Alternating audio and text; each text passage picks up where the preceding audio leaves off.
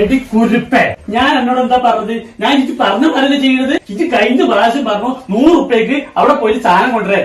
ആ 100 റുപ്യക്ക് കഴിഞ്ഞ ആഴ്ച സാധനം ഞാൻ കൊണ്ടുവന്നു. ഇല്ലേ ഇല്ലേ?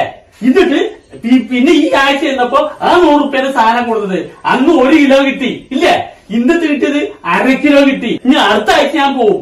അപ്പോൾ ഈ 100 റുപ്യ തരും. ആ 100 റുപ്യക്കുള്ള സാധനം ഞാൻ കൊണ്ടുവരുന്നത്. ആ സാധനം കൊണ്ടുവരുമ്പോൾ 250 തരും.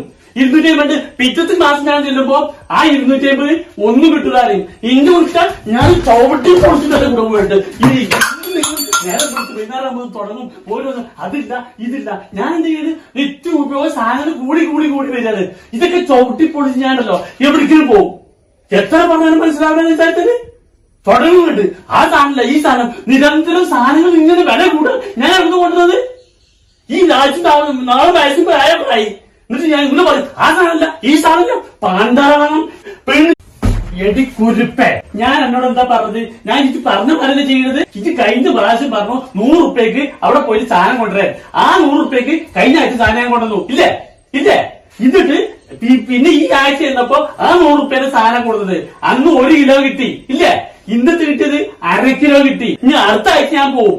അപ്പോൾ ഈ 100 റുപ്യ തരും. ആ 100 റുപ്യക്കുള്ള സാധനം ഞാൻ കൊണ്ടുവരുന്നത്. ആ സാധനം കൊണ്ടുവരുമ്പോൾ 250 തരും.